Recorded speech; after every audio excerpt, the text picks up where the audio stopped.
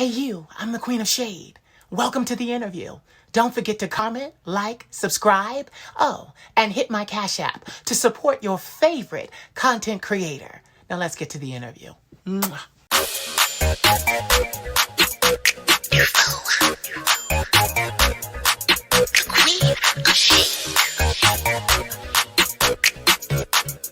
Let me tell you something. You're a bougie bitch and your mama is too. Said you're a bougie bitch and your mama is too. You're a bougie bitch and your mama is too. Said you're a bougie bitch and your mama is too. Salutations, Dufos. This is your fabulous leader, the Queen of Shade, coming to you with another special presentation. Moving full speed ahead, I am determined to talk to everyone I know, everyone I don't know. It's just a curiosity of mine to have great conversations and to impart wisdom and also receive wisdom from my guests. And with that being said, I have someone that you have to absolutely meet. I saw this beautiful spirit and this beautiful soul on TikTok. And when I saw this beautiful, beautiful soul, I said, I have to interview. I want to talk. I got it. So I was very gracious. And this beautiful soul I'll get to why I'm saying beautiful soul, but this beautiful soul allowed me the opportunity to speak and interview. And I'm just so excited about it. So without further ado, I would like to introduce you to such a beautiful soul named Nick Brown. Hi, woo! Beautiful. Hi. Now, the reason why I said beautiful soul and I did not say he or she, I want you to explain first and foremost how you identify.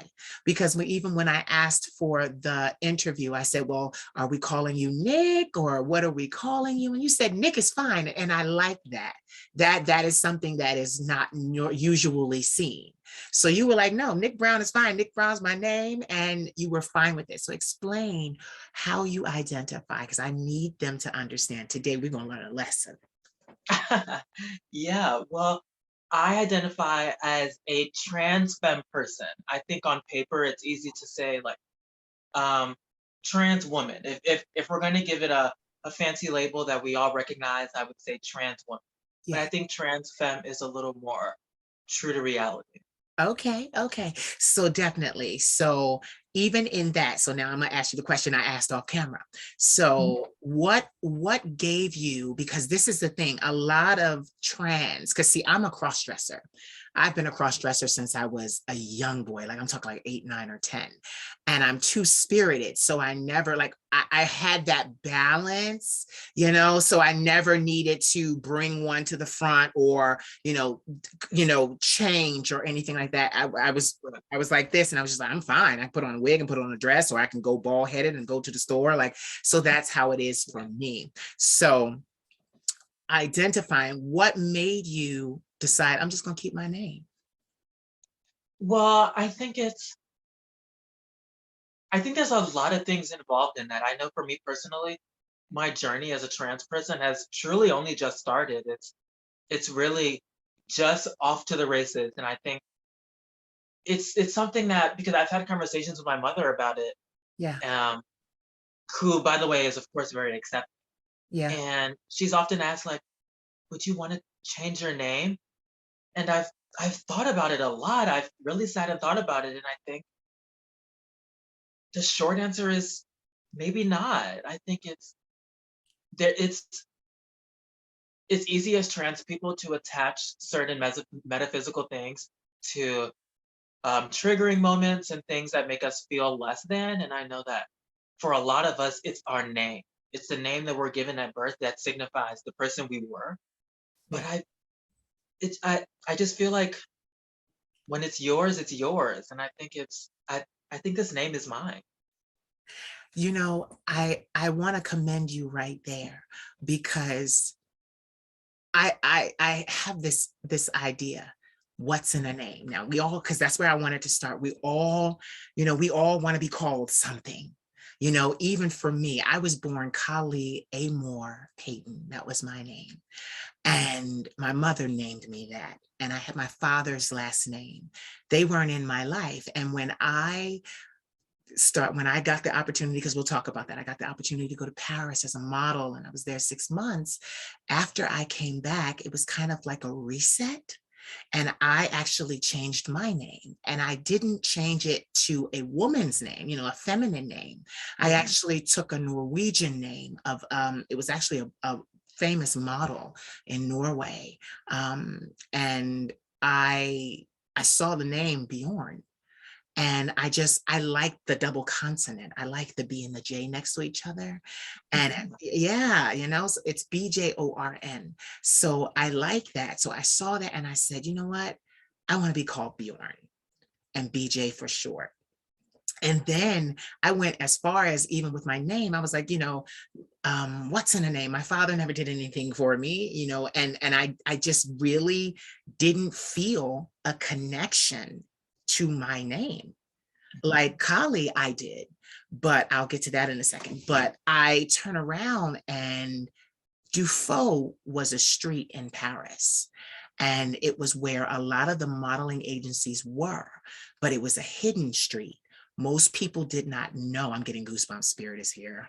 I'm a shaman too. We'll get to that. All So, right. yeah, I got a lot going on. So it was a hidden street, and a lot of the Parisians did not know where the street was, even though it was in their city. And I liked the symbolism, not necessarily the meaning, because I looked it up and it didn't really have a meaning. It belonged to a statesman in France a long time ago, but there was no one living with it. And so I chose Dufault because the symbolism was, I'm right here, because I was in entertainment. I'm right here under your nose and you can't see me. So that's why I chose Dufault, not like, and people are like, oh, that's a French name. Are you French? And I'm like, not yet. I plan to move there. You know, like, Yes, not yet. I plan to have my citizenship. I plan to voyage there. Even now, I'm planning to take my entire business to Paris and to Europe. But Dufault, I want to say I changed my name to Bjorn Dufault in 2006, the end of 2006, going into 2007. And the reason why I brought this up is because for many years, I could not afford the $2,000 price tag to change my name, you know? And I know, like, even though I don't have like dysmorphia or anything like that, I Mhm. knew what it was like to have a chosen name and want to see it on your driver's license, want to see it on your state ID. Oh, this is making me emotional. I didn't know this. It was going to do this. But to want to see it on your bills, on your cell phone bill. Like, I wanted to see it. And I consulted a lawyer. And at that time, I was just starting my YouTube. And he said, listen, issue a public statement to the public that this is your name. And he said, it'll hold up in court. He told me it'll hold up in court. You may not be able to get it on your driver's license, but you're issuing to your public, a body of people, that this is your name. So excuse me, I'm sorry. That was my alarm just letting me know it was time.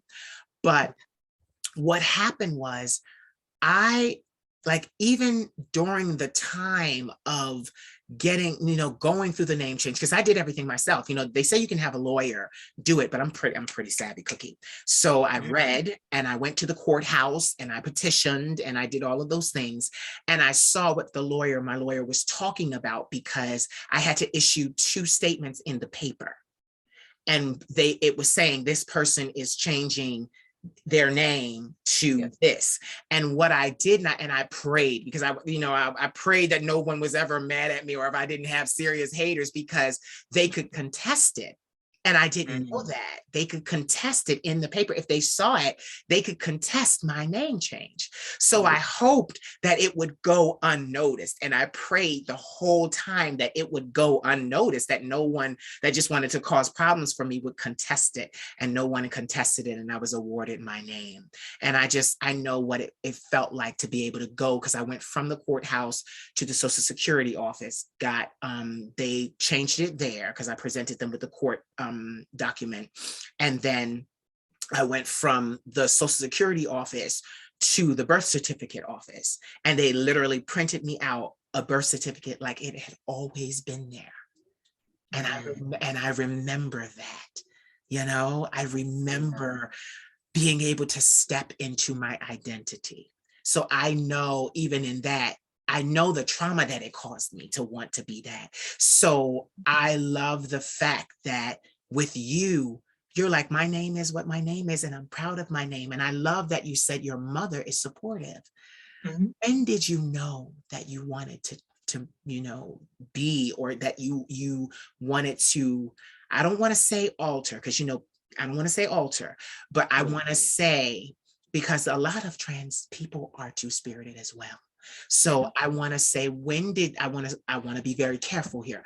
I want to say, when did you decide that you wanted the feminine side of yourself to become more dominant, and the masculine side of yourself to be in the background and become more recessive? That's a good question. I think I would want to say maybe the earliest moments that I remember where I could feel that this person inside was like waiting to jump out Yeah. was maybe my sophomore year of high school. It was when I started, you know, taking a pair of scissors to all my shirts and cropping them and wearing makeup. It was my first instance of I have the power to do something to my physical body, to the clothes that I have, to my face. I can do things to myself to help alleviate some of the dysphoria that I was feeling. And I think sophomore year of high school was maybe the beginning for me. But I would say that maybe how long has it been?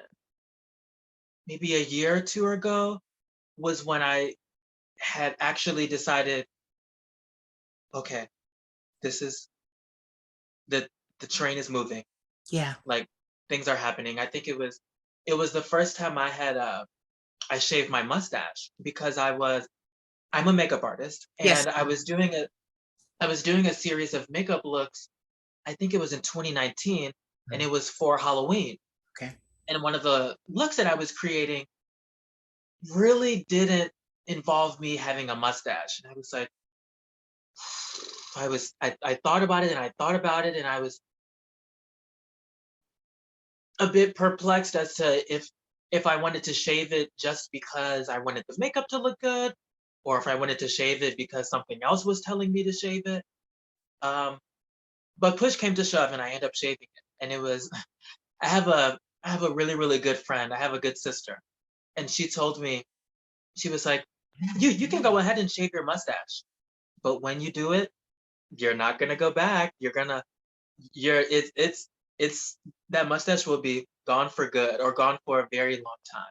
Wow. And I thought about it and I was like, I'm just gonna do it. And I did it. And I remember looking in the mirror and being kind of like, like that is someone else. But now it's just like that's me. That's who I am.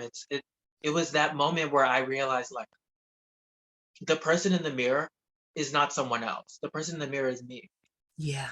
So what is it safe to say that your worlds came together? It was like, okay, and this lovely, beautiful, I call it like a phoenix, like Jean Grey. I'm into Yeah. kind of like that first acknowledgement of the flame starting to, turn on, and I this is why I asked you to my platform, because on TikTok, you are very well informed. You are a very brilliant, brilliant, brilliant soul. Thank you And so you are. And I watched because what happened was I have been on TikTok, but I couldn't find my niche. I couldn't find how to work it, because I come from Instagram and I went viral on much. Instagram 6 years ago. So that platform, and this was the thing, people say to me all the time, like, well, I can't find you on anything else. And it's like, because when I went viral on Instagram, I stayed on Instagram exclusively. I gave 6 years exclusively to that platform. I didn't try to build Facebook or TikTok or, Snapchat, or I didn't. I stayed where I was given a break.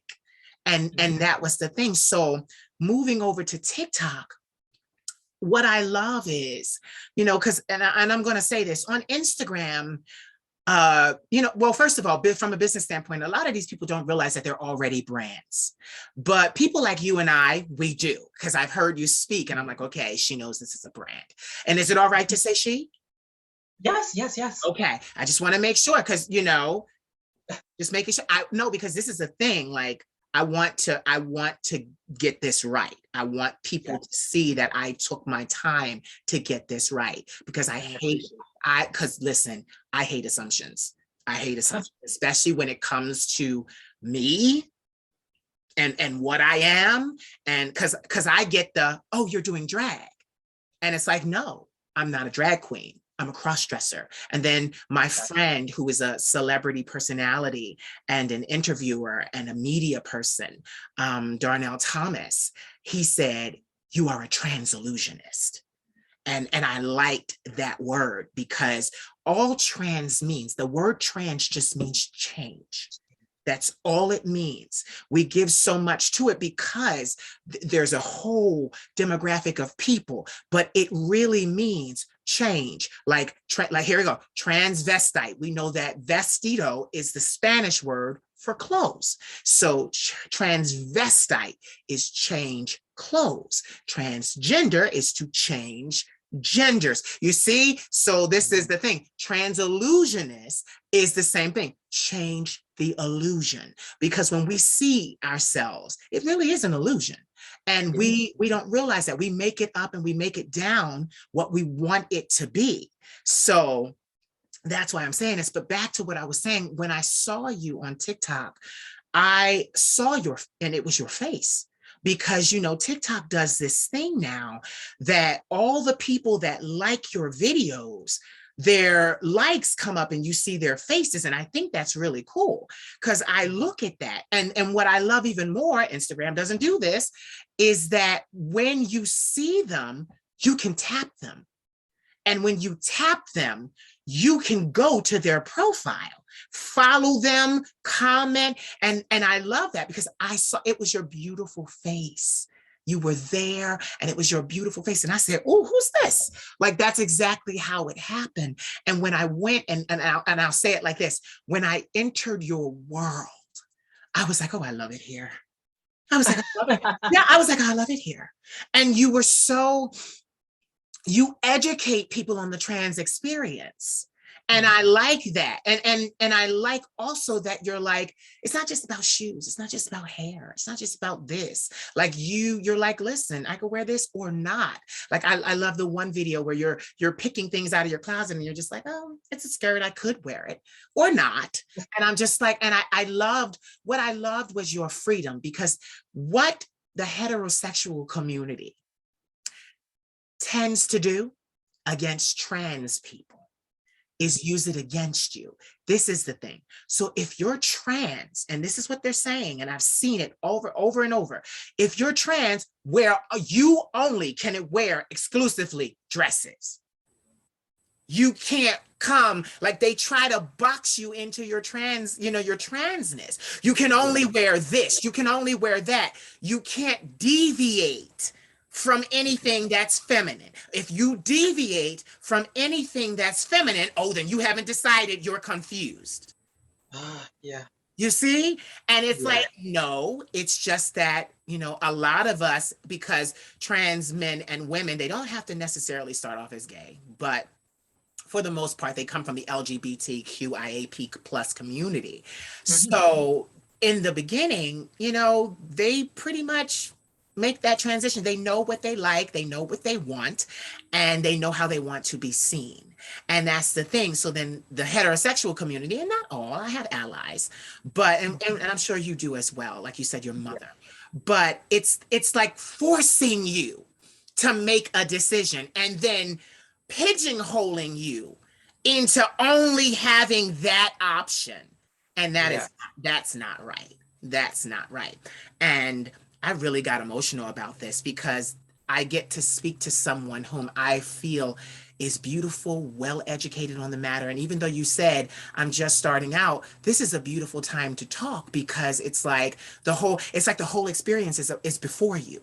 You can go in any different direction, there's, we haven't gotten to, you haven't gotten to, okay, well, what am I going to do to my body? And if I'm going to take hormones and, those things. And those things for someone who is trans are exciting. And they should never be taken lightly. And they should never be used to kind of imprison you.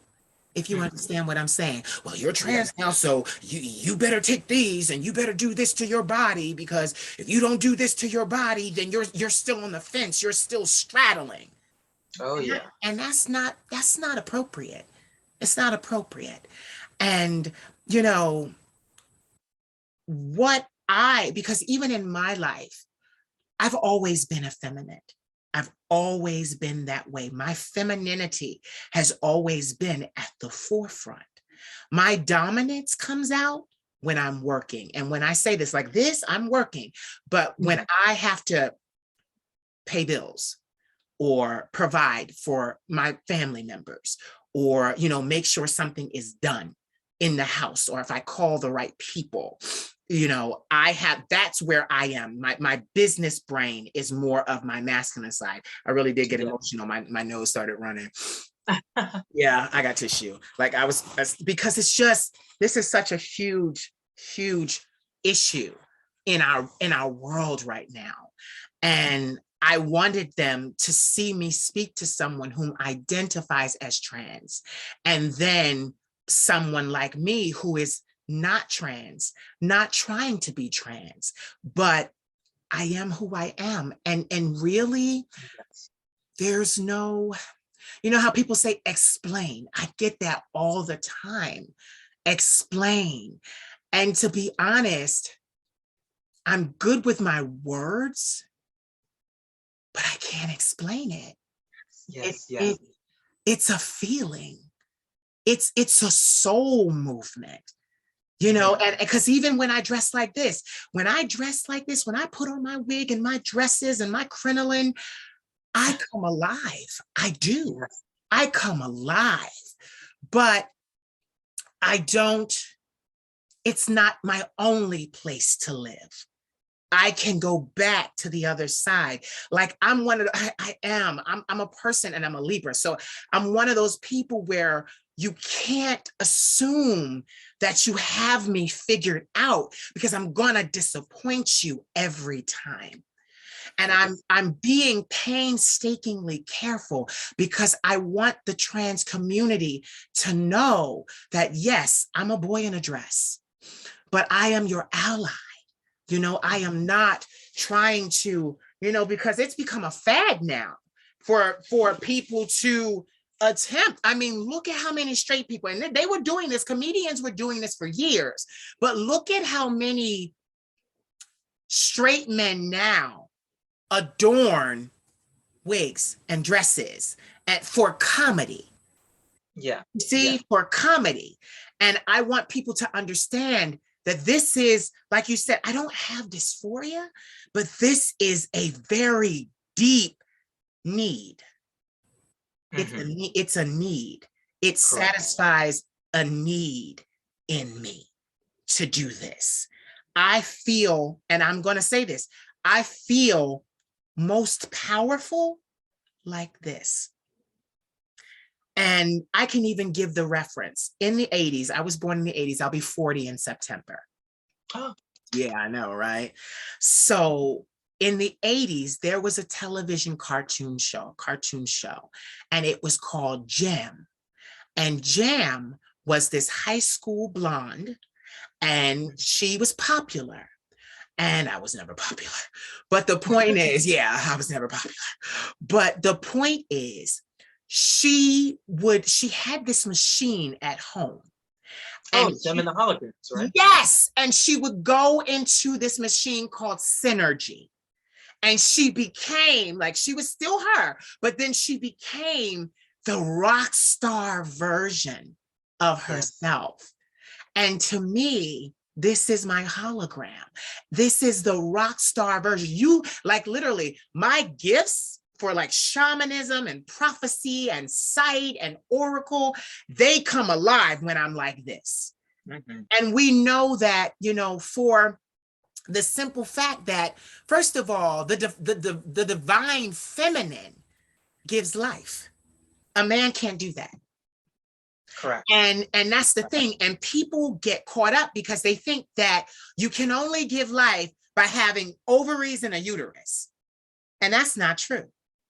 You can give life spiritually, emotionally, metaphysically. You Mhm. can give life. And the feminine divine is responsible for that because that's just something men can't do. And even in my work, I have been able to give life and birth people because of the divine feminine in my Mhm. life. So I just wanted to, just so that they could see where my head was, Mhm. because I get that. I don't want the trans community to think I'm just a boy in a dress trying to get ahead, a boy in a Mhm. dress trying to, make a name for myself, and Right. and trending, using what's trendy.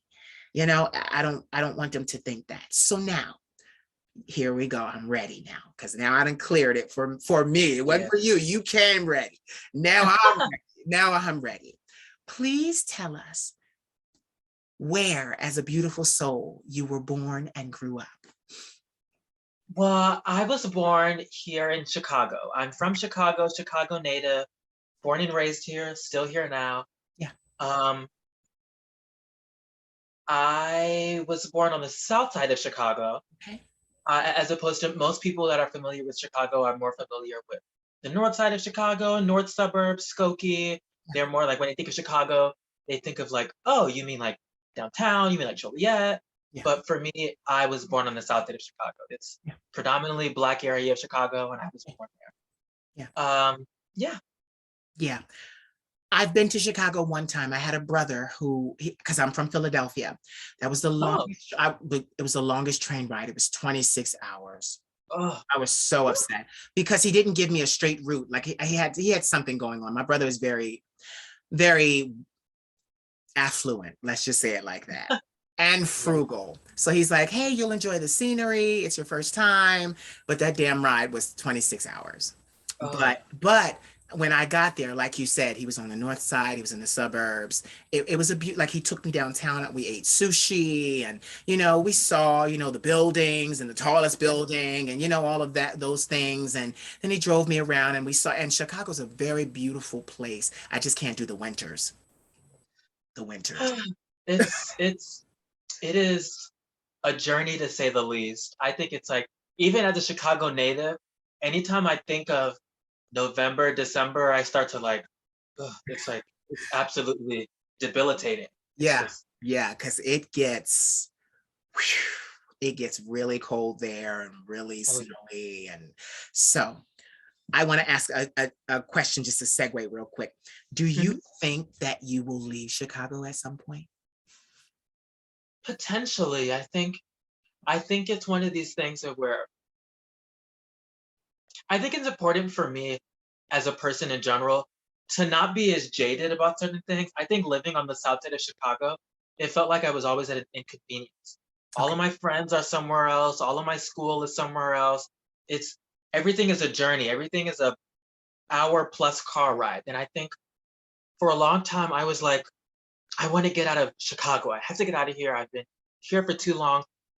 But I think I've also begun to realize that maybe I just need to get out of the south side. Maybe I need to like open my eyes to the other parts of Chicago as opposed to completely pulling up my roots here and going somewhere else. So Yeah, I the can. short answer is, of course, yes, I would love to go somewhere else. But I think the more complicated answer is maybe that journey starts still somewhere in Chicago. You know what? I'm reminded of a book. It's called The Alchemist, and Oh, yes, okay. So fabulous book. yes, so when you said that, I ran all over London, Paris. I ran all over, and I did that back in 2005. I was 22 years old. Mhm. And I went to Paris and I was making headway, and then it just didn't pan out the way that I wanted it to. And I was forced to come back to Philadelphia. And the crazy thing about that is I dreaded coming back because there was nothing here for me. I mean, my family was here, but I was homeless. They weren't supporting me. So, I leave to go find myself and to go chase my dreams. And then in the middle of it, I have to come home. That was the hardest thing to do. I'm back to sleeping on my friends' couches because my family was just not supportive of me. Excuse me. And what I realized in coming back those 17 years ago, being back in Philadelphia, I tapped into all of my gifts, all of my abilities, got help for my mental illness because I have bipolar type 1, PTSD, and acute anxiety, got that under control, was able to do that, was able to launch the brand and really build my music career, everything right where I was trying to escape. So I can definitely understand when you say, oh yes, I'd love to leave, but I don't feel like I'm done here. Mm. Because that's what I heard. I don't feel like I'm done here. I feel like there's more here. And what I love about Chicago is it's a progressive city. I saw that. Like there's so many boroughs and there's integration and just a lot of stuff. I mean, even as far as fashion goes, it's New York and Chicago.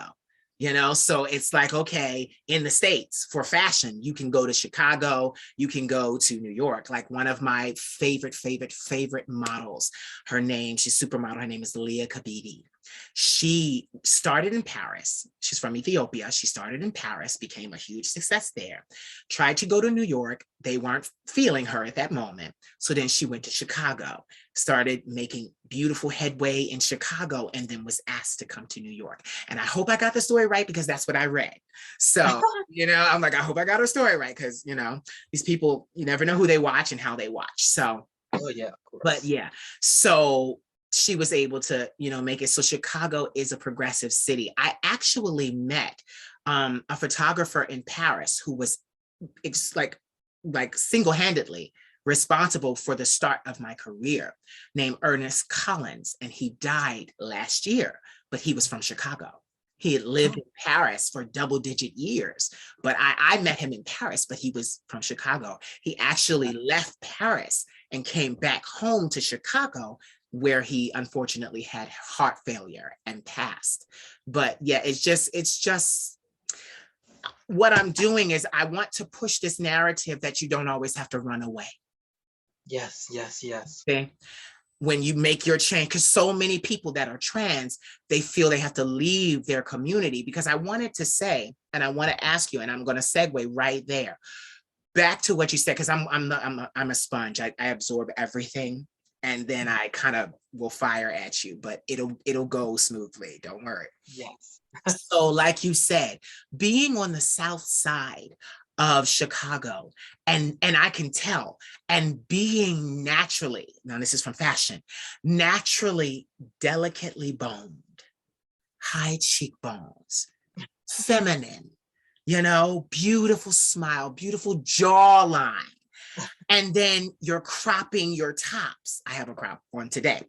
And so I want to know, and I'm curious to know when, like you said, sophomore year, I believe it was, Yes. when you started to do that on the South Side, how were you received in school?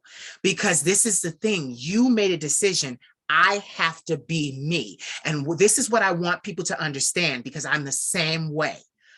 I have to be me, even if it costs me my life. Yes. Yes. They don't Yes. understand that. They say, just go along, just go along to get along. My family has said that to me. And I'm like, I can't do that.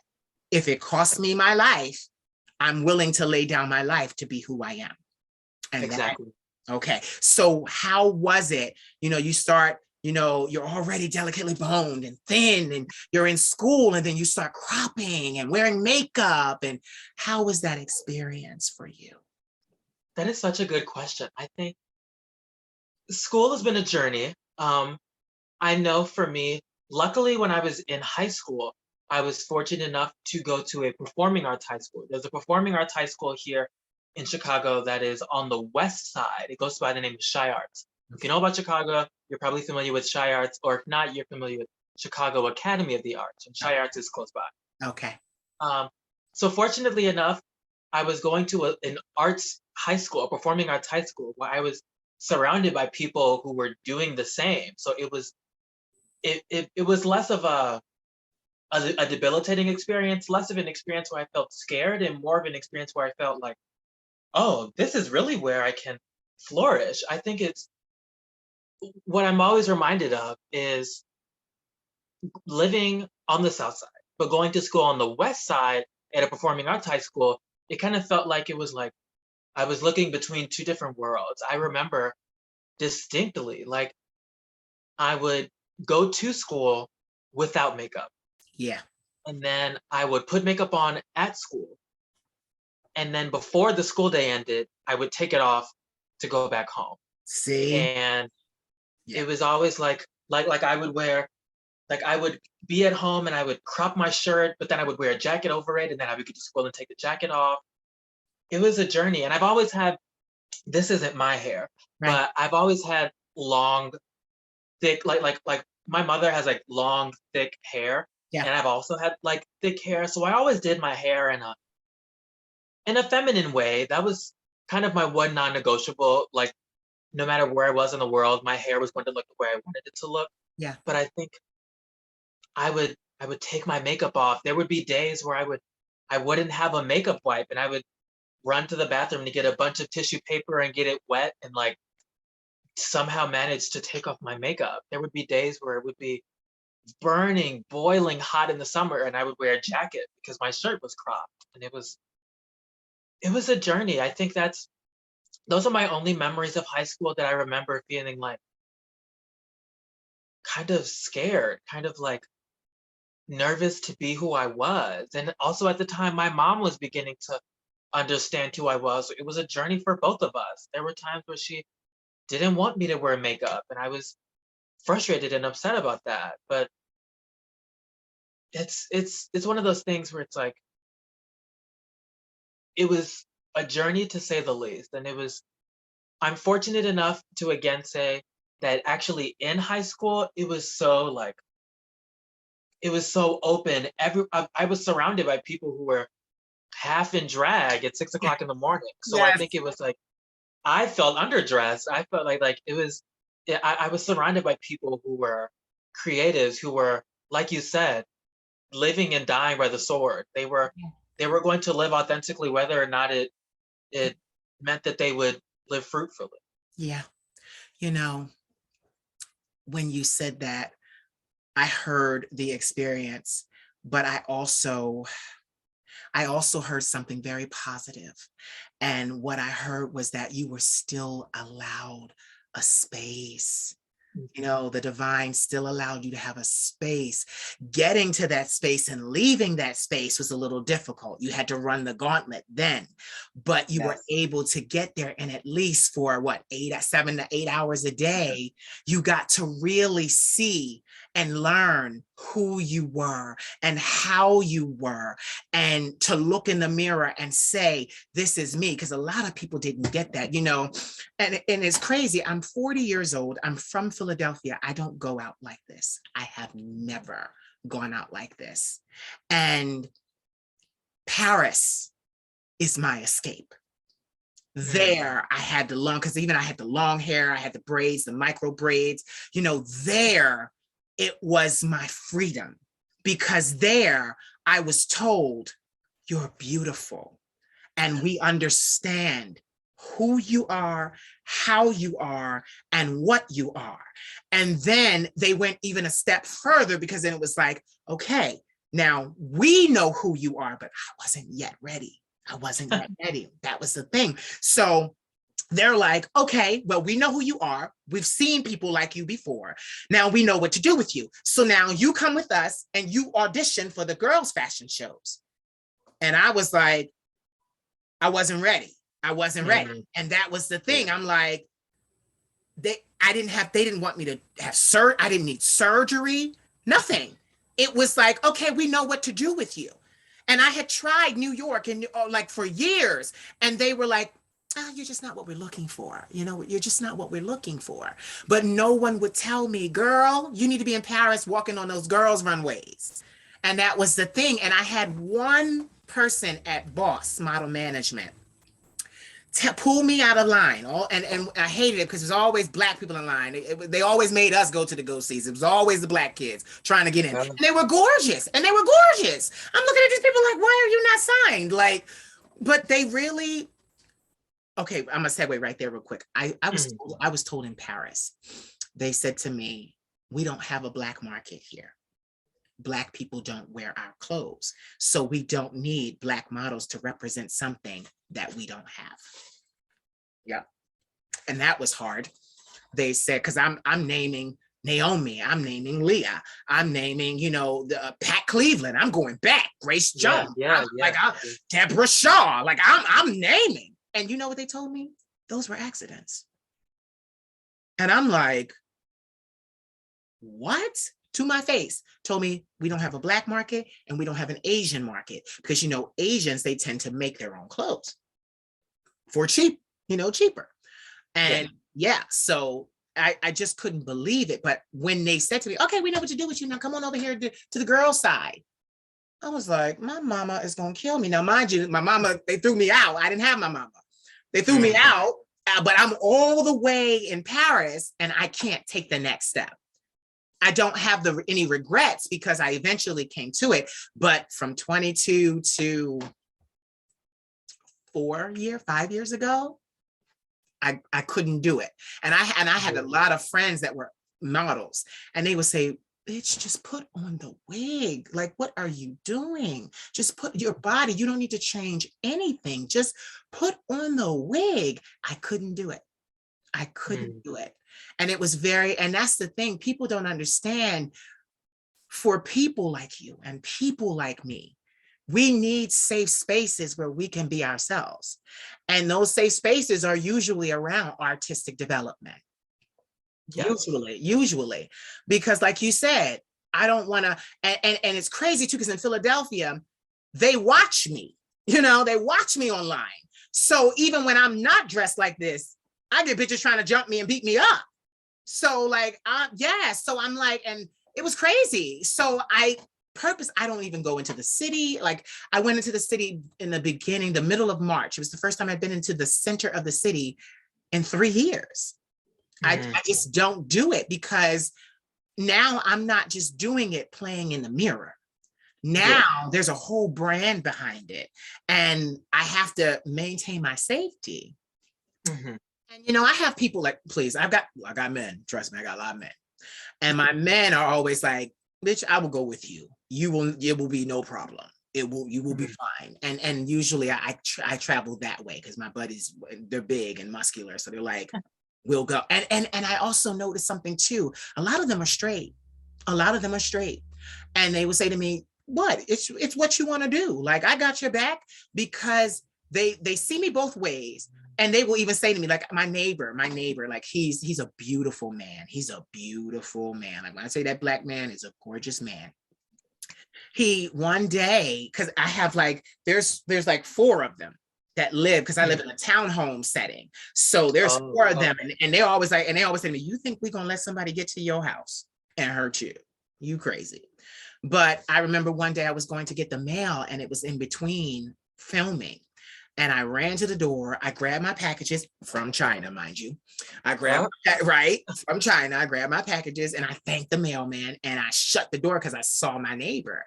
And he called me like, why did you run away so fast? I was trying to say hello to you. And I was like, oh, well. And before I could say, he was like, you're not comfortable. And he was like, you need to get comfortable. He's like, you're all over the internet. All these people see you all the time. You are the one that needs to be comfortable with this. And it's been a slow process for me to become comfortable with this. I'm still insecure about this. I am. And I wanted to talk to you because you are very secure. Please tell me what it's like to have your mother be afraid for you, but supportive at the same time. Because that's usually why mothers are the way that they are because they're afraid for the treatment that you will receive if you do this. They're afraid for your life, actually. I think it's complicated because my natural instinct as a person is to be a little bit of a wallflower. Yeah. I'm a little bit recessed. And I think sometimes when I'm authentically myself, it almost feels like the person that I am, the person that is inside of me is fighting her way out. She's clawing her way out. And she's not going to take no for an answer. She's not going to allow me to say, oh, maybe let's take a break. So sometimes I find myself doing things and I'm like, oh my God, I would never do this. But here I am doing it. Right. And it's complicated because I know for a fact, I know deep within the crevices of my soul that my mother wants everything for me. She wants the world for me. She wants me to be safe. She wants me to be happy. She wants me to be loved. She wants me to know that I'm loved. Yeah. But it's complicated when the person who you love tells you no. Yeah. When the person who you love tells you, Yeah. mm-mm. And when they tell you that maybe you need to come down a little bit. See. Maybe you need to pull back a little bit. And it's so complicated because I'm pulling between two ideas where I'm like, I know that my mother is afraid for what the world does to people like me, Yeah. but I also don't want her to be afraid of me. I don't want her to look at me and see the person that I am and be afraid of that person, Yeah. right? Like I it's it's complicated. It's complicated and I think it's my mother's not from here. My Okay. mother is from Colombia. She came here when she was 19. Yeah. And I think her relationship with women and people that look like me was, I mean, you can imagine in Colombia in like Yeah. 1980, Colombia 1980, Yeah. the only representation of trans women was women that are sex workers, women that are not going to live to see 30 years old, women that, you know, walk around with pocket knives, women that were dangerous, women that were someone else, women that were something else, women of the night. And I think some of that maybe still lives in her head. And my mom also works for a nonprofit here in Chicago, helping house the homeless. Yeah. And the population of Black trans people that are homeless here in Chicago is so large. Mm. It's huge. It's huge. So my mom sees these women all the time and she Yeah. hears their stories. She sees for a moment, she gets to see what their life is. Yeah. And I think my mom is just scared that one day I'll be one of those, that one day that will be me walking through the door, or that one day something awful would happen. I was fortunate enough on Trans Day of Visibility to go to this really beautiful pageant put on by an organization here in Chicago called Life is Work. Yeah. And one of the trans active here in Chicago, her name is I think her name is Dr. Hunter. I think her first name is Alyssa. Okay. And she was accepting an award and she gave a speech. And I'll never forget what she said around like trans issues and what the reality is for Black trans women. And she mentioned, as Black trans women, we fear that our mothers will get a phone call asking for them to identify a body. And Oh. it's just, it's it's one of those things where, like we mentioned before, I am more than willing over every material, physical, metaphysical thing in my life, in my life that is coming to my life, that has been in my life. I'm willing to lay all of that down and my life Yeah. for my person. Yeah. I'm willing to die for the person that I am. I need to absolutely be this authentic person or else I will die. It is live or die. Yeah. And sometimes that mantra can be really jarring. It can be really intense. for a mother to hear that her child is willing to die for the person that they are. Yeah. So it's intense. You know, I was sitting here and I'm like trying not to cry because there are still certain things that we have in common.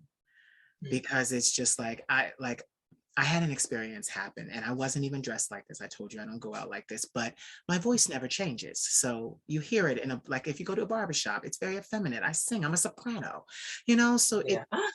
yeah, so it's there. I had a man, first of all, I met them in the gym because I work out. So, and I'm pretty strong.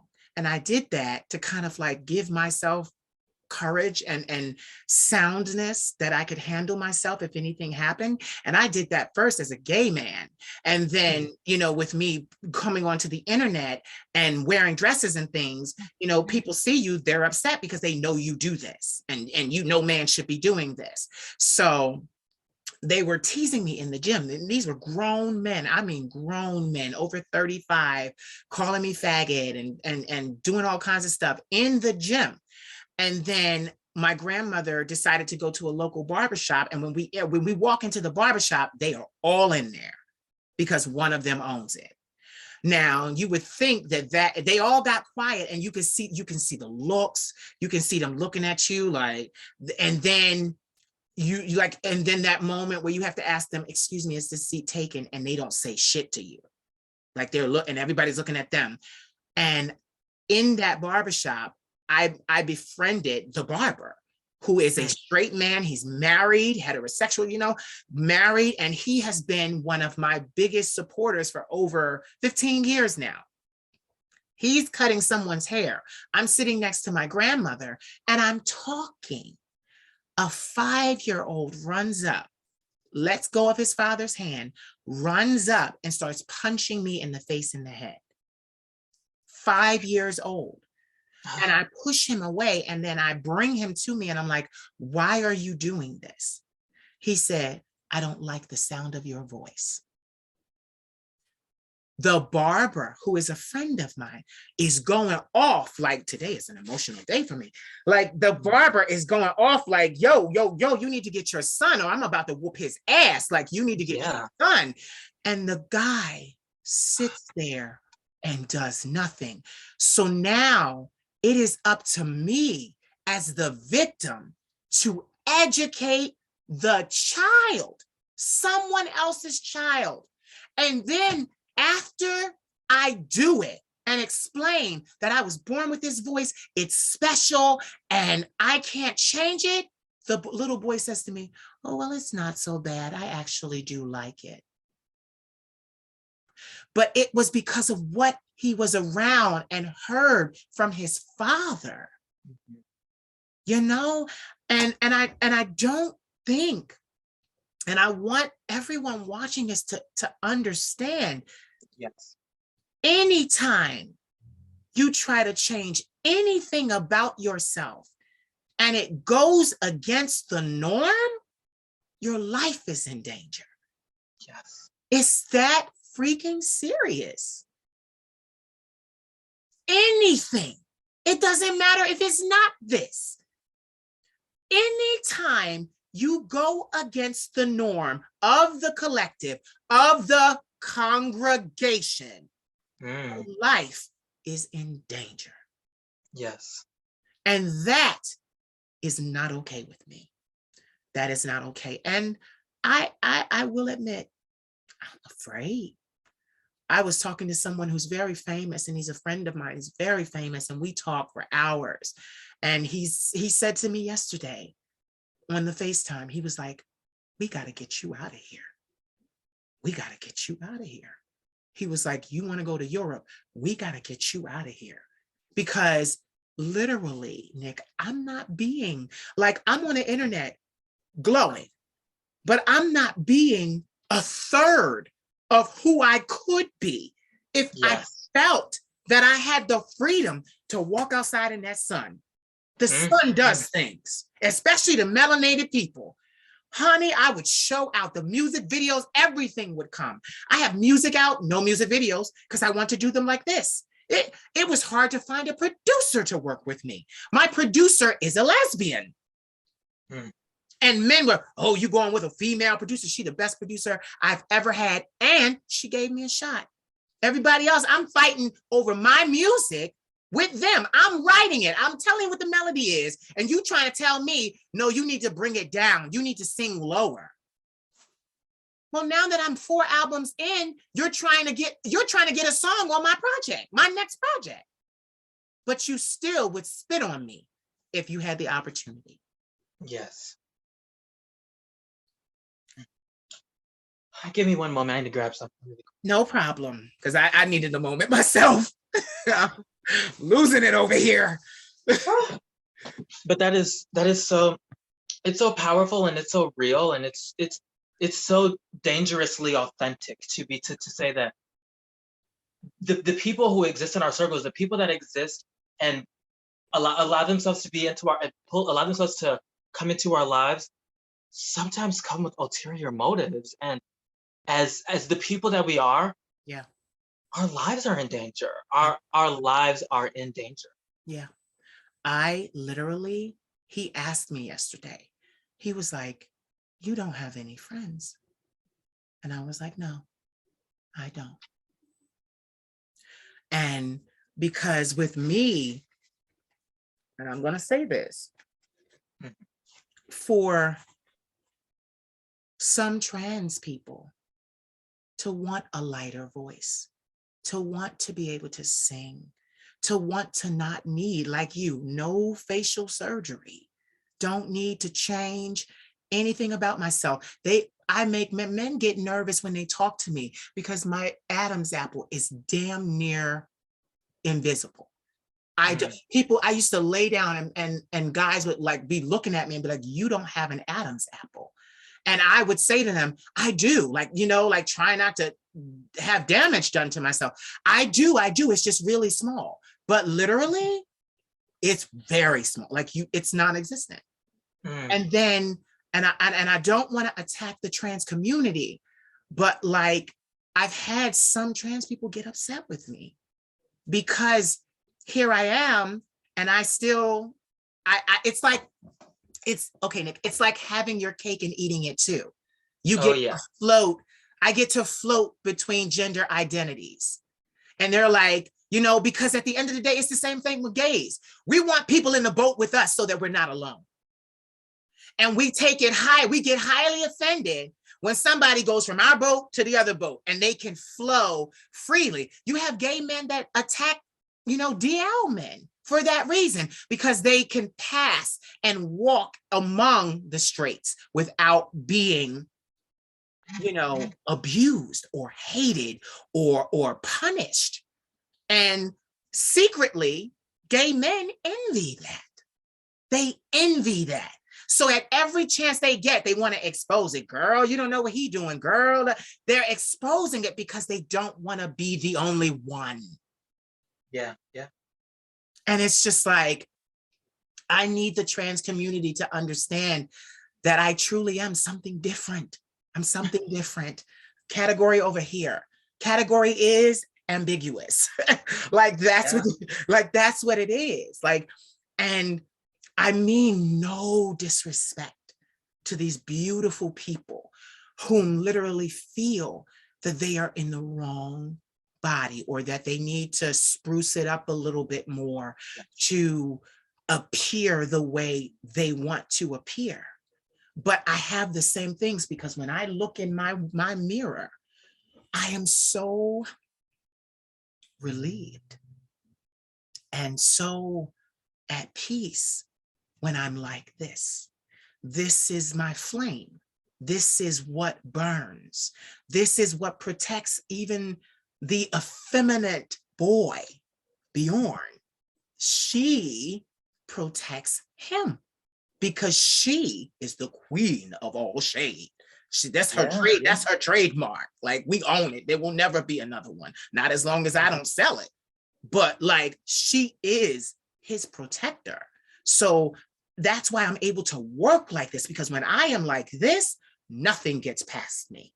When I am my male self, I find that I am dodging bullets still because they know that I do this. I'm dodging bullets because it's like, and that's the thing, I dodge them from the heterosexuals and the homosexuals. I dodge them from both. It is not an easy existence, Yes. but I have to do it. I have to do it. I have to. Yes. So let's segue. Are you an only child? I'm a middle child. I have an older brother and a younger brother. How is your relationship, without getting too deep, because I don't really like personal questions, because I know I'm a star too. So I don't want people asking me things that are too invasive. So I Yeah. just want to know, I want to touch on just very quickly, and you can answer yes or no. Do they support you? Yes. See, Yes. okay. See, yeah. I like my siblings, I have 4 siblings. We started in the projects, moved to the suburbs. That was our story. I have siblings, and I have one brother, like I have 2 brothers, but one is by my father on the other side. So he's not in this example. But I just had something very traumatic happen. My brother I came, heard. oh, you did? Okay, so so all the years that I was taking care of my brother and helping him, I thought he was my ally. When that situation happened, before the first punch was thrown, I was a faggot. I was a fucking faggot. And my grandmother was a bitch. And that in itself, like people don't understand how hard it was for me to share that information. But I shared that information because for me, talking it out gets it out. That's my way of, I've had therapy for 15 years. So like, I have to suck the venom out. That's how I do it. I gotta suck it out of the wound. I gotta tell somebody. I just can't let this happen to me behind closed doors and nobody know, and I'm suffering in silence. I did that with my mental illness for a long time, many years. So, and I was floored by some of the comments, because some of the comments were like, oh, well, why would you put this out here? And I'm like, because a lot of other people are dealing with this. And then people started to comment and say, my brother is schizophrenic on trial for murder, and I'm just like, oh my God, like, and my therapist, because I have therapy on Mondays. She said I think that's probably why I'm a little emotional today, is because today my therapist, when I talked to her at 9 o'clock this morning, she said to me, she was like, how are you feeling? And I'm like, okay, we're starting to get back to ourselves, my grandmother and myself. It's just us in the house. I'm still hyper vigilant, so I barricade the door at night. Yeah, I do that. I barricade the door at night. And she was like, my therapist said, yeah, well, she said, that's normal. That's natural. You want to make sure that you're safe. And I said, yeah, because, I don't want nobody coming through my door. And it gives me a couple minutes to get downstairs, because my grandmother is closer to the door. I don't want my grandmother in any harm, because that's why I fought him in the first place. Because he really wanted to go after my grandmother. He really wasn't trying to go after me. I stood in his way. But she said to me, she was like, how are you feeling? And I was like, oh, I'm doing good. I'm having a good session. Oh, I'm doing good. Oh, I feel better. And then she was like, yeah, because you almost died. And it just all over again. And I didn't tell her. And she's just like, are you okay? And I'm just like, yeah, I'm fine. I tried to keep it going. But that moment, that memory of me almost dying, it jumped right back up. And I was just like, oh, people don't realize.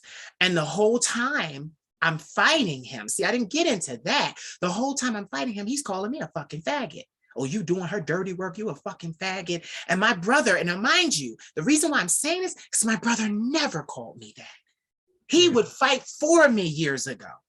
He would never come out of his mouth and say that to me. But all of a sudden, the line in the sand is drawn, and I'm on one side and you're on the other. Yeah. And that's why I'm taking my time with you, because it's like you said, it's your beginning, it's your journey. I want everyone watching this to support you. I want everyone watching you to love you. I'm getting so emotional. I'm emotional. I'm sorry. I'm getting so emotional No, it's okay. because it's just like being trans is not a crime. They keep trying to make it a crime. It is not a crime. With Florida and Texas passing those laws, and then the gays retaliating from Los Angeles, canceling all flights to Florida and Texas. You can't get one. If you're in Los Angeles, you can't get a flight from Los Angeles to Texas or Florida. That's our way of clapping back.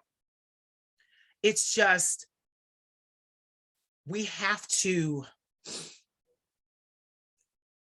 remember the humanity. Yeah. Like, despite whatever changes we make, we're human. Yeah. We're human beings.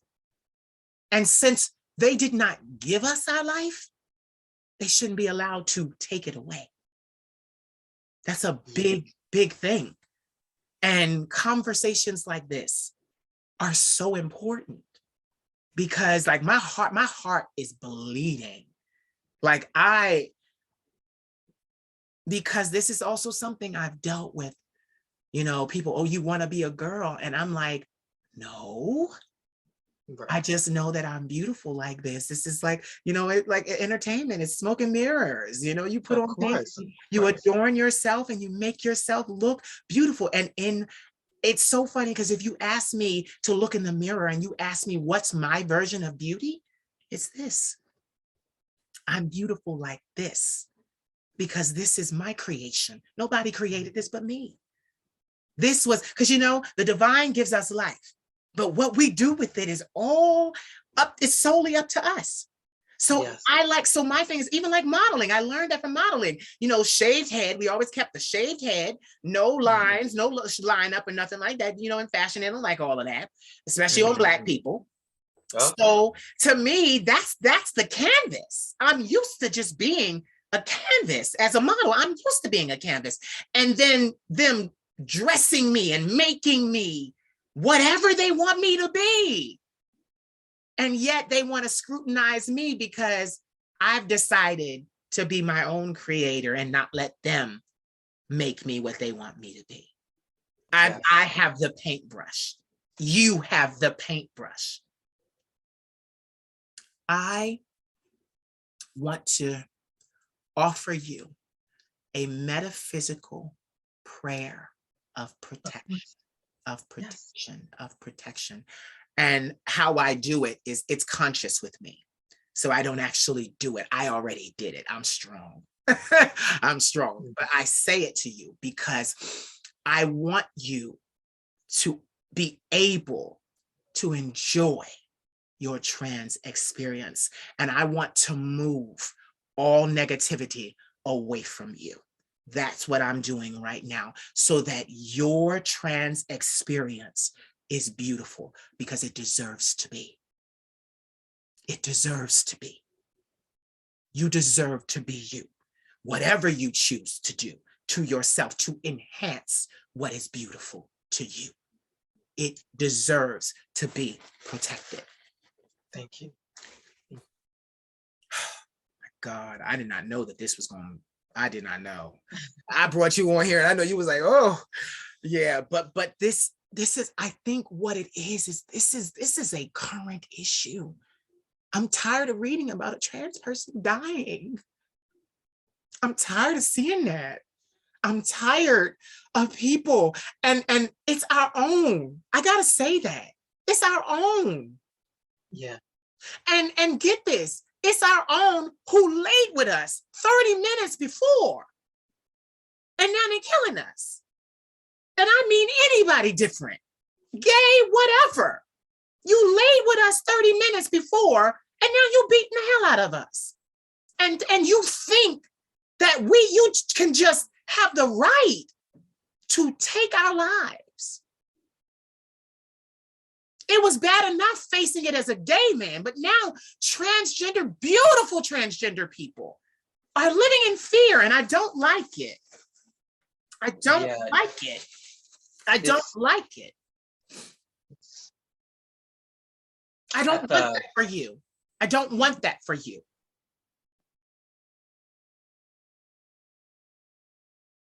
I don't want that for you because you have a bright future ahead of you.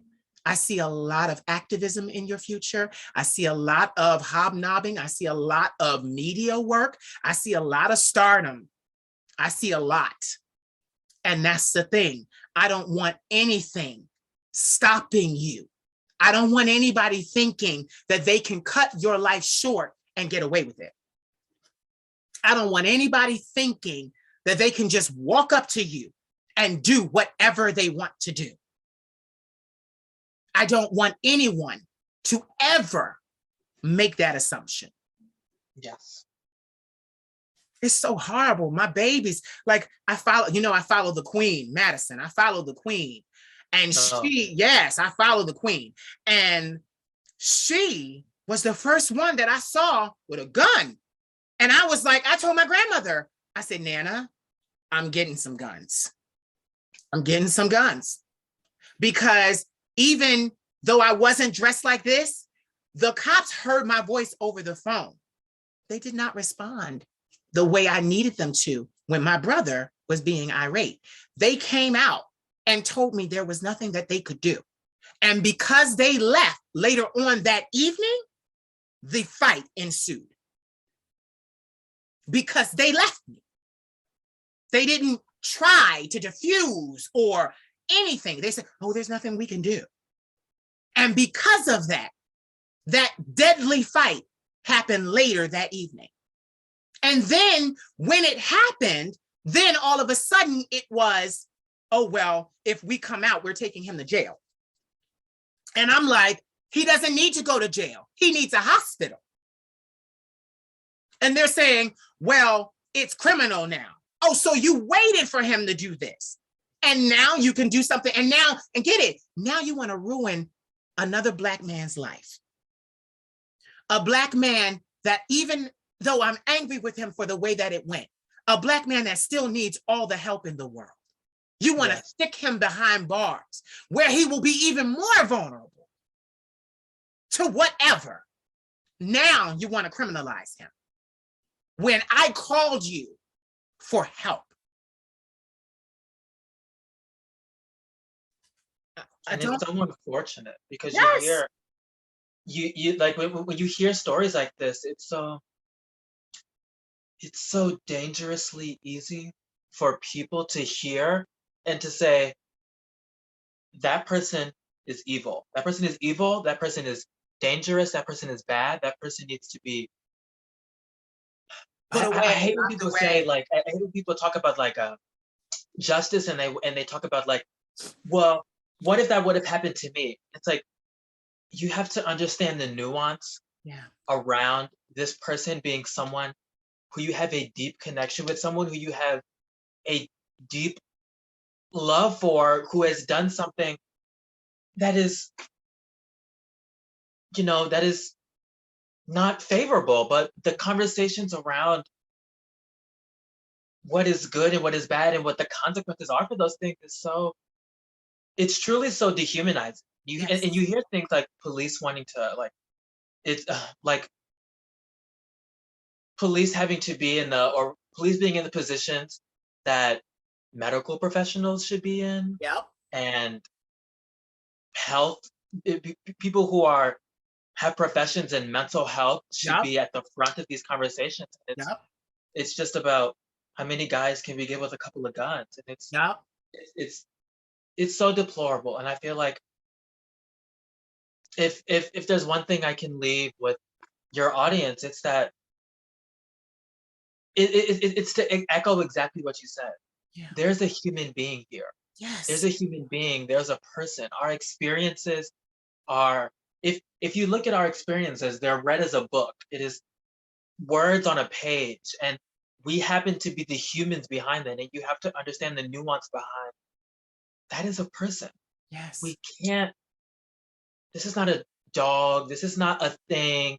This No. is a human being with a life. And too quick are we to to alienate and to cut people's lives short just because they unfortunately have mental health issues that cause them to be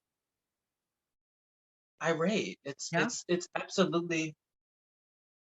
I wish more people had a little more empathy. Yeah. Yeah. I agree. Because a lot of us in the LGBTQIAP plus community have extreme empathy because we know what it's like to be bullied and abused. We know what it's like.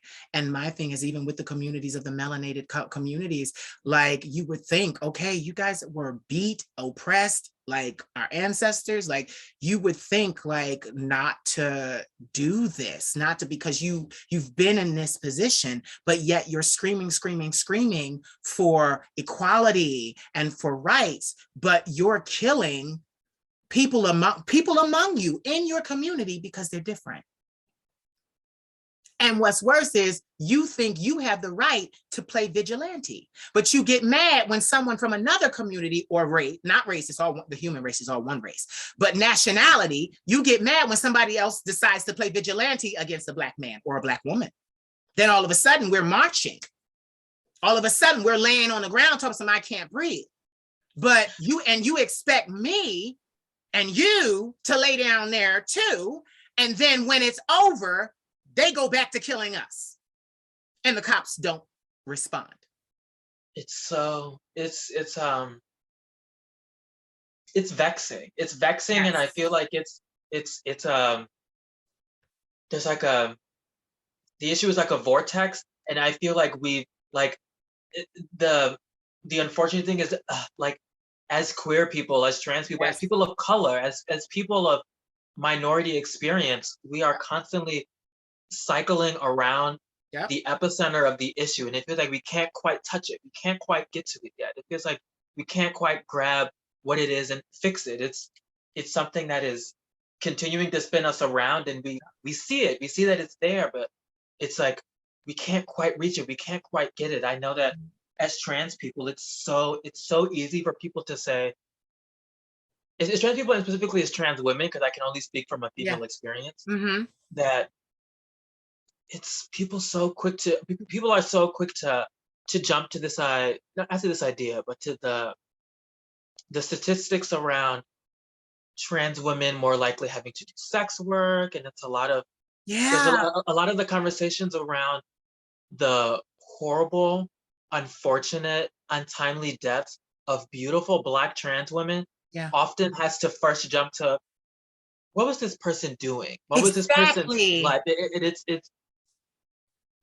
It's scary to think that for any queer, trans, femme identifying Black person, the conversations will never be around who we were as a person or why that it is exceptionally awful and terrible and why we should be mourning the beautiful life of this person. The conversations are always like, well, was this person, sleeping around? Was this person a woman of the night? And it's were they tricking people? I hate the concept of tricking people because there's no, it's not complicated. It's actually not complicated to understand that our lives are not a circus act. Our lives are not a magic trick. We're human, and it's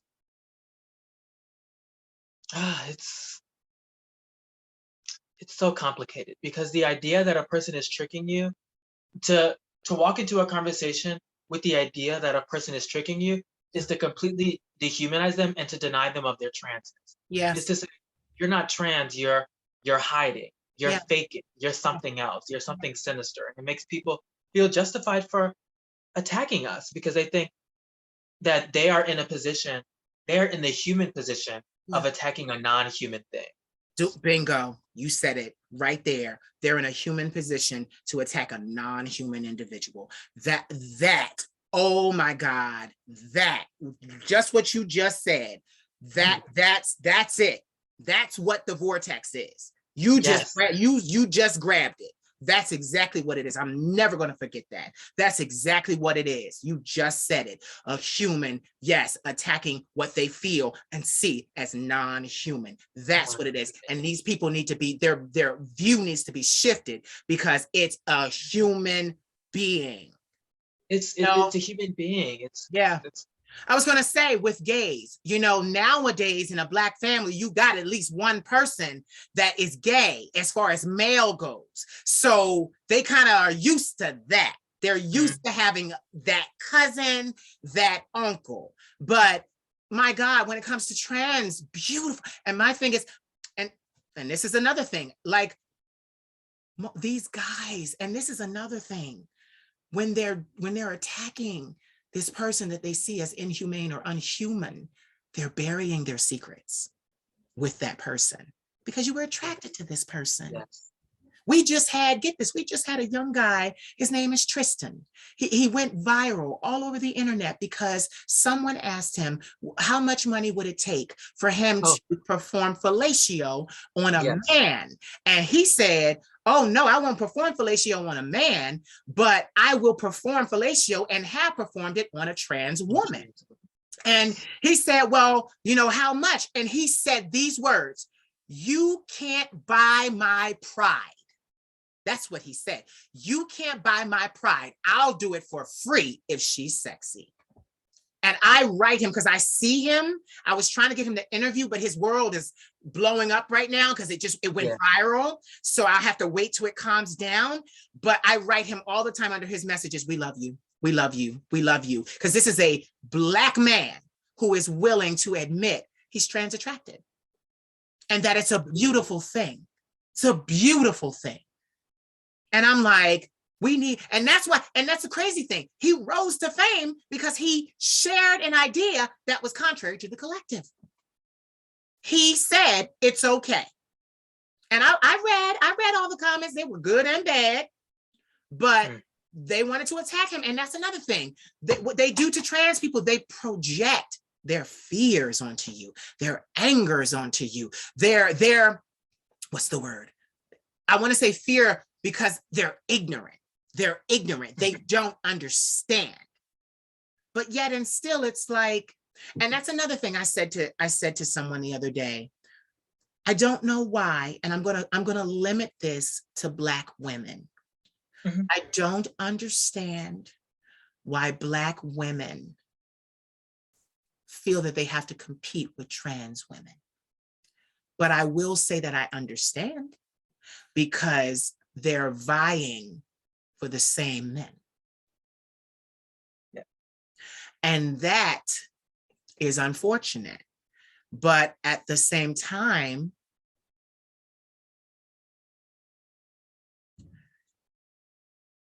is it really the same man? That's why I paused, because I was thinking about that. Is it really the same man? Because if he's trans attracted, he's trans attracted. Because this is the thing, a lot of men, even I get straight men that come on to me. And this is their excuse. Well, you look like what I'm attracted to. You look feminine. You look like a woman. This is your fault because you're adorning yourself with the things that men like to see. And I go, sweetie, it's not my fault, because what I do is I get past this. See, I used to like I was doing on TikTok. I would do just the silent videos, but now I'm talking. Because now you have to hear from me. Now you have to hear and get the exchange. It's not just silence. These trans women aren't just silent with you and you walking up to them and they're not saying nothing. Now, so many more trans women are having the conversation. Baby, I'm trans. What you want to do? And and get it. So, and it's our men. Our men are fighting and resisting the fact that they like it. They like, and when I say it, I don't mean trans women. I'm not calling y'all it. I mean the experience of being with a trans woman. And get this, it's another thing in the gay community right now. We love female to male transgender men. We love, it's in porn now. They're sleeping with female to male transgender individuals. It's like the thing. I've heard Black men say that to me. Oh, I love that. I love that. Looks like a man, but has the equipment and it. Why can't we just admit that we are a sexual people? And I'm talking about Blacks, a sexual people, and that literally nothing is off limits. And I think it's some people are just so like living in this society that we live in. We're so it's Right. there's so many huge taboos around sex. Yep. It's you can't talk about it. You just do it, and you don't talk about it. You do it behind closed doors. It's it's something that you're not supposed to talk about. And if you spend even a little bit of time talking about it, suddenly you're sexually deviant, and Yes. you're and you want to touch kids, and you want to do things that are absolutely deplorable. And I think I wish the conversations around attraction had less to do with genitalia and more to do with Yes. personhood, because I think it's a lot of people are like, there are a lot of men who are like, I'm attracted to trans women, but I would push them to say, I think you are attracted to women, you are attracted to femininity, and I happen to be the vessel. Yeah. Like I happen to be the Yes. vessel, and it doesn't, you're not hung up on, what are the parts, right? What's Yes. the like do I have all the bells and whistles, or do I not have them? Yes. It's more that you're attracted to femininity. Like myself, I think for a long time, living as a gay man before like I didn't like was authentically living as a trans person, Yes. I was like, oh, I'm only attracted to men, Yeah. because I was like, well, I'm attracted to people who have this genitalia. Yeah. Therefore, I must be attracted to men. Yeah. But the reality is, I live as a woman Yep. with whatever I've got downstairs. Right. So it's like, and I wouldn't say that I'm particularly attracted to women of my experience. So it's allowed me to realize that maybe I'm not so hung up on genitalia.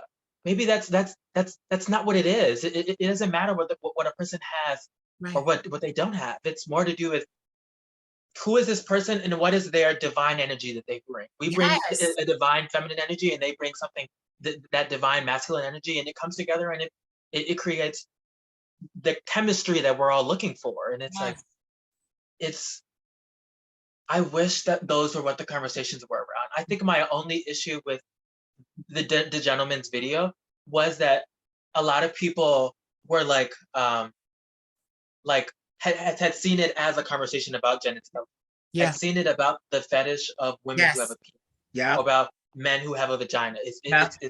It's these kinds of like conversations that people begin to like Process. invert and start to Yeah. think that are a little more perverse, and suddenly it's not a conversation about trans people and trans experience, and Right. it's about, I want a person that looks like this but's got this downstairs, Yeah. and it's like, I just wish our conversations were a little more like, I like femininity, Yeah. I like masculinity, Yeah. I like both. It's like I wish that was more of the conversation, because it's Yeah. too often are we, especially as queer people, too often are we like seen as sexually deviant, and it's like, and every conversation has to be around sex, or what's this, that, and the third. What are you using? What are you not using? Are you on prep? Are you not on prep? And it feels Yeah. like I wish the conversations were a little less.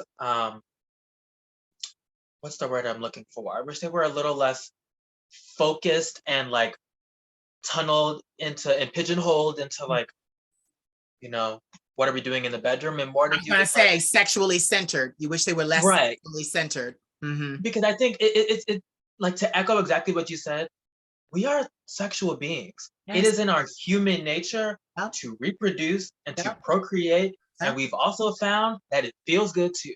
Ding dong, And right there, it's right like, there. It's fun. It's fun. That they don't get it, days. It's like it's exactly. fun. It So feels good. yeah. And it's so important to just say, like, this is how I feel. The more we talk openly about these things, the less we demystify all of it. I think, Yes. like, it's why we have conversations around the HIV and AIDS epidemic. Right. It's because people didn't want to talk about sex. They didn't want to talk about it. They were like, no, we can't talk about it, and we definitely can't talk about what they're doing. Yeah. So it's that's when these things become taboo. That's when you Yeah. have gay people who have never even kissed a boy Yeah. on Grinder. It's like it's like our community at this point, because I think it is through the AIDS epidemic and through Ronald Reagan's presidency, Yeah. it's kind of like it is now in our hands to fix it. Yeah. It is since moved past our oppressors and is now moved on to us. And we've now been passed the torch to fix this issue internally. Mm-hmm. And I feel like our community, the queer community as a whole, the LGBTQIA plus community as a whole, does kind of a bad job of demystifying sex in a way that is healthy. Yeah. Because I think too often is it like the only people that have sex and are doing that Yeah. are people that are grown. Yeah. And if you're young and you're pubescent and you're having these feelings, then you're not going to get any because you're too young and these guys don't want to be, they Yeah. don't want to be on an FBI list or something. Yeah. And it's like, I wish we were just a little more open and talked a little more candidly Yeah. About sex in a healthy way, because Healthy way. our community gets a bad rap for being sexually deviant in a dangerous way. Yeah. And I just wish there was like pull down the shutters a little bit and allow the light to come in and let us like truly talk about what is here. Yeah, I agree with you. Mm-hmm. I just want to say that I thank you for entering this conversation with me today. It was very sensitive. I had to be very careful. But I feel like we navigated it together beautifully. I can't wait to see it back because I really feel like we started a much larger conversation today. Yes. One that we can take and go from here and in our own platforms and in our own worlds, talk about this and get it back. And I just want to say thank you so much for doing this with me today. Of course, this is amazing. Before you go, give me 3 words that inspire or empower you. It's a good question. Purpose. Yes.